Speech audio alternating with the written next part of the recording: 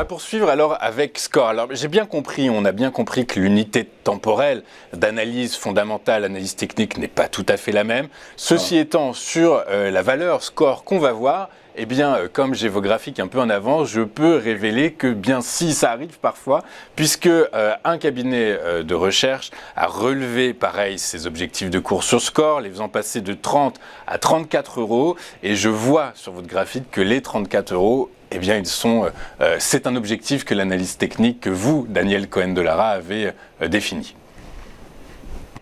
Alors, sur Score, je dirais que la situation, elle est quelque part un peu plus simple, parce qu'on voit depuis, là je suis revenu en hebdomadaire, parce que je voulais vraiment montrer l'évolution à long terme et justement les niveaux dont 34 que vous indiquez, qui est un niveau technique extrêmement fort. Donc on a ici un graphique qui est sur du long terme, puisque je démarre fin 2018, début 2019. Alors avec d'abord une période jusqu'à la grande baisse pandémie du début de l'année 2020, une évolution sans tendance dans un espèce de range.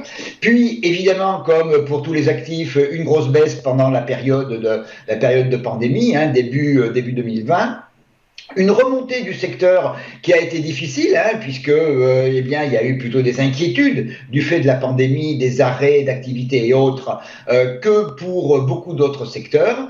On est revenu, comme la grande majorité des actifs et des indices, sur une forte consolidation à l'automne de l'année 2022, il y a une petite année, en octobre 2022, et depuis, on a quand même une évolution qui est très dynamique, une tendance haussière, avec pour l'instant une seule consolidation qui a eu lieu au printemps de cette année, et depuis, en hebdomadaire, on monte quasiment en ligne droite, et la force du mouvement en est attestée par la petite moyenne mobile exponentielle 13 périodes que j'ai tracée là en violet.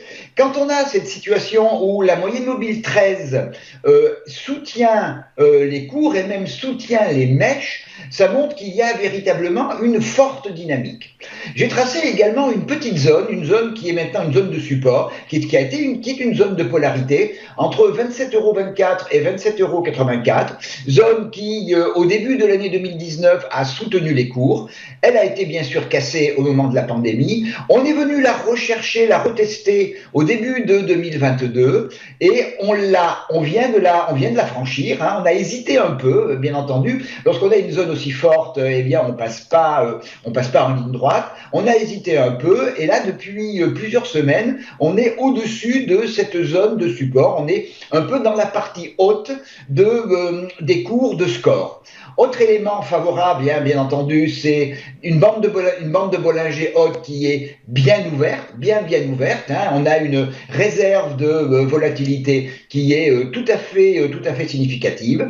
Et donc, tout milite pour la poursuite de cette évolution haussière, avec un premier objectif qui est la résistance à 30,32 €, puis 32,49 €, et puis le niveau que vous avez indiqué, 24,30 €, qui est cette résistance qui a été touchée à la fin de 2018. Alors, pour invalider ce mouvement haussier de long terme, il faudrait revenir en dessous de 18,50, une clôture hebdomadaire en dessous de 18,50 €, c'est-à-dire c'est très très loin, puisqu'on est autour de 28-29 €, qui marque, et la raison on est tout simplement le dynamisme du mouvement et le fait que l'on n'ait pas eu de retracement depuis maintenant pratiquement 5 mois, en vision hebdomadaire, en vision long terme.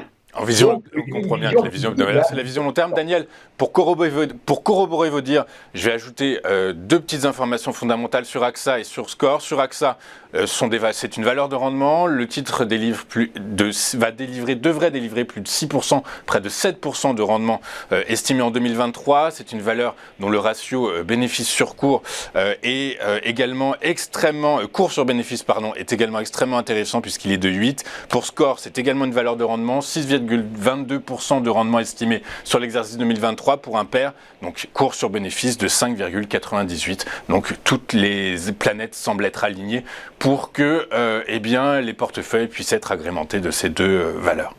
Je peux rajouter une petite chose? Oui, Antoine, allô? Oui, bien sûr, évidemment.